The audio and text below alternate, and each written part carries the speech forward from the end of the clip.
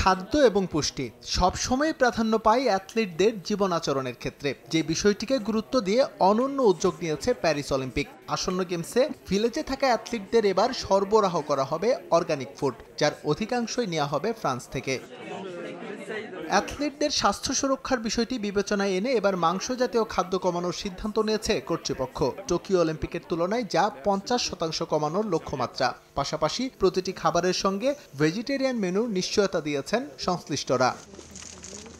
শুধু নিরাপদ খাদ্য নয়, প্যারিস অলিম্পিক প্রশাসন গুরুত্ব দিচ্ছে পরিবেশের ভারসাম্য নিয়েও। খাবার সংগ্রহ করতে গিয়ে অতিরিক্ত ট্রাভেলিং এড়াতে একটা নিয়ম বেঁধে দিয়েছে কর্তৃপক্ষ।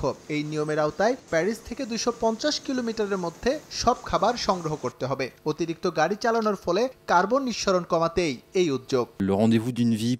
অ্যাথলিটদের জন্য স্থানীয় খাবার ব্যবস্থা করা আমাদের জন্য খুবই গুরুত্বপূর্ণ। তারা বার্গার পছন্দ করে, আমরা এটি সরবরাহ করব একটু ভিন্ন উপায়ে। আমরা প্যারিসের খুব কাছাকাছি অবস্থান থেকে খাবার সংগ্রহ করব, কারণ কার্বন নিঃসরণ কমানোর বিষয়টাও আমাদের ভাবতে হচ্ছে।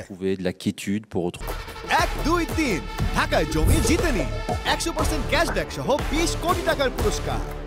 অলিম্পিক চলাকালীন গেমস ভিলেজে খাবার সরবরাহের দায়িত্ব দেওয়া হয়েছে ক্যারিফোর্ড নামের একটি ফ্রেঞ্চ প্রতিষ্ঠানকে। কোথা থেকে তারা সবজি সংগ্রহ করবে এরই মধ্যে তা নিশ্চিত করেছে প্রতিষ্ঠানটি, যার নিয়মিত তদারকি করছে অলিম্পিক কর্তৃপক্ষ।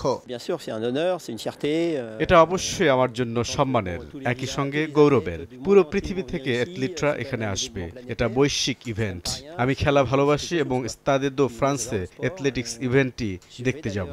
তারা আমার ক্ষেতের সবজি খাবে, এটা ভাবতেই ভালো লাগছে। আসছে প্যারিস অলিম্পিকে প্রতিদিন প্রায় 40,000 অ্যাথলিটের খাবারের ব্যবস্থা করতে হবে আয়োজকদের।